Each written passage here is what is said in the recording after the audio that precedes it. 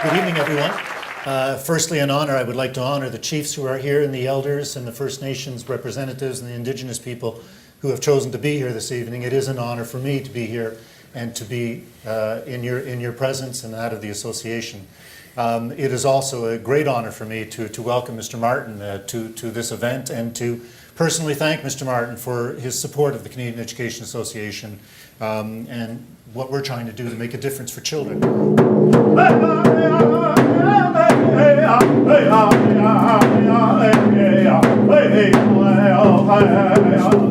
Don't anybody tell me that if we give the First Nations of this country on reserve the same tools that the provinces provide their schools, that they will not do as good a job, because I think we have done it, and I think if we continue to if we fund them properly, they will succeed, and they will surpass our fondest dreams. And that, in the end, is what this is all about.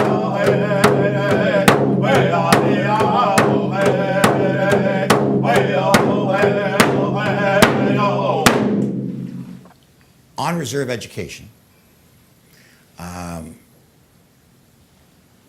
has been underfunded by the federal government, regardless of political party, from the beginning of time. I mean, after the residential schools met their deserved fate, thank heaven, the fact is that the federal government continued to underfund those schools. And I was the Minister of Finance who put the cap on at the time we were trying to affect the deficit. There's no doubt in my mind that the cost of that underfunding is overwhelming. And so when I became Prime Minister, I brought in the Kelowna Accord with one goal, and that is to recognize that it is not a question of comparable funding with the provinces. There's a heck of a lot more that is required than simple comparable funding. It's a great deal more. And that we were going to deal with it in one fell swoop, and that was the Kelowna Accord. We put $1.9 billion in, and we basically said at the end of that 5 years, we'll know it's not enough, and we'll start to build up. And of course, as we know, that accord, the accord did not succeed.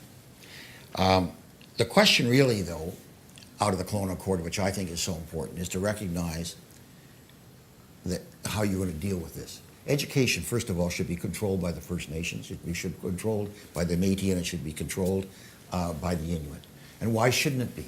I mean, surely to God, one should understand that Indigenous people in this country love their children every bit as much as we do, and the only thing they want for them is the same opportunities we want. And I can't, you know, we take a look at the education system here, and we try as much as possible to have parents working with the educators in which to make it succeed. So why wouldn't we understand that that's what's going to happen with the First Nations? And so what we did in the Kelowna Accord is we didn't sit down and say to the First Nations or the Métis or the Inuit, here are your problems. We sat down with them and we said, what are the problems? You tell us what they are and we'll work on them. Second thing we said is, what are the solutions? You tell us what we are. We may not agree on the solutions. We'll agree with your identification of the problems, but we will work with you to solve them. But that is the only way in which we're going to arrive at a solution. The fact of the matter is we've got to recognize the reality of where sovereignty lies within First Nations. We've got to recognize that the AFN cannot speak for the 560 odd nations. In fact, it is the nations that will speak for themselves. And so in the Kelowna Accord, what we essentially said, we would negotiate for 3 months. We would talk for 3 months, and at that point, Phil Fontaine would leave. And he would go back and he would consult with the First Nations across the country. And then he would come back and he would negotiate again. And then he would go back. And at the end of 18 months, we had arrived at an understanding of the way in which we were going to work. You are not going to arrive at a solution to any of these problems unless, in fact, you understand that you've got to give people time to consult, that people have got to be able to develop their own plans.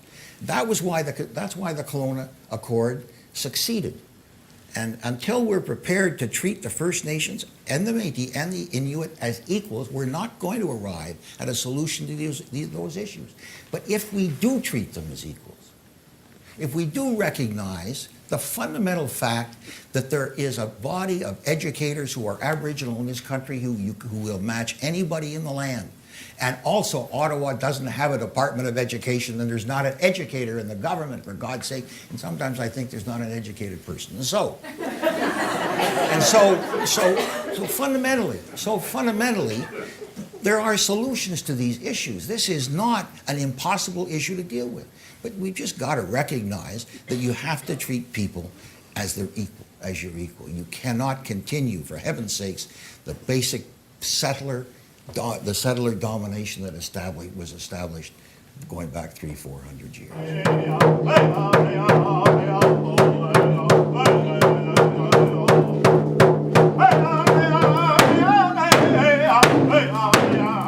But the fact of the matter is, for us to impose our worldview doesn't mean we can't teach math, we can't teach science or chemistry or anything else, but for us to impose our worldview on a people who may well have, certainly in terms of the environment, a superior worldview, makes absolutely no sense.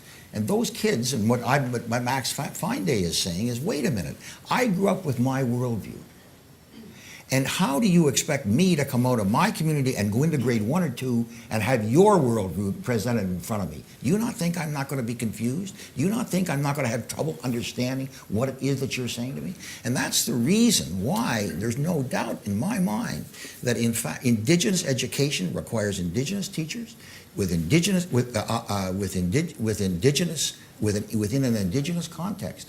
And I don't think it means that we're not going to be able to have an education system that is the same as ours. I mean, you hear people consistently say, you know, that the Aboriginal worldview presents a view on which you cannot build a modern system of thought. Right? Well, I'll tell you something. Read Genesis and tell me if that isn't a worldview that isn't on which we built a consistent system of thought. And I'm not so sure that the scientific validity of Genesis is one that would hold up to that much interest, that much examination. But don't quote me.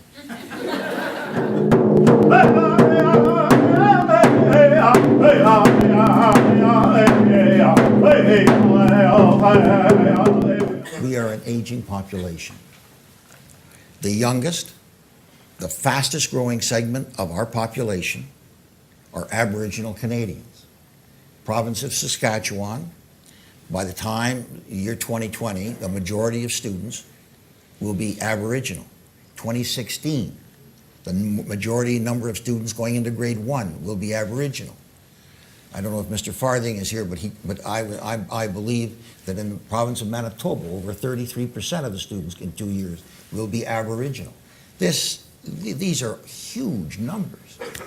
And that if we are not prepared to invest massively in the fastest growing segment of our population, then we're not going to have an economy. And that's just black and white.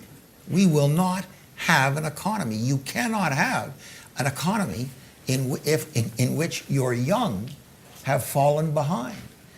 And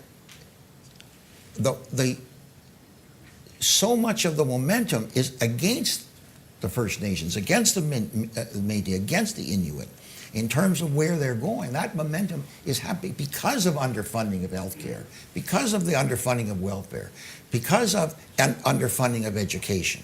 And we as a nation have to face up to this. And let me tell you, I know a little bit about deficits. Well, and so governments are going to tell you, wait a minute, we can't afford to do that all of a sudden. We can't afford to do it. That's really dumb economics. The fact of the matter is, when somebody makes an investment, right, they don't we're in the Bank of Montreal. I've been to the Bank of Montreal, all right? Not always successfully, but I've been to the Bank of Montreal. Essentially, what does a bank look to when they make you the investment? They look to the return on the investment. It's not the size of the investment that counts. It's the return on the investment. Right. So there is not a greater return on investment than the investment that is put into education. Because what does it offset? What's the cost of incarceration? What's the cost of lost productivity? What's the cost if you can't get people who are going to come along and innovate and be entrepreneurs, or people who are going to be your workforce, or people who are going to be your next generation of scientists? If you can't do that, you will not succeed. There are two areas where the underinvestment is absolutely going to cripple us. One of them is education, and the other one is healthcare. And we're facing that right now, and it's about time we begin to understand some pretty basic economics.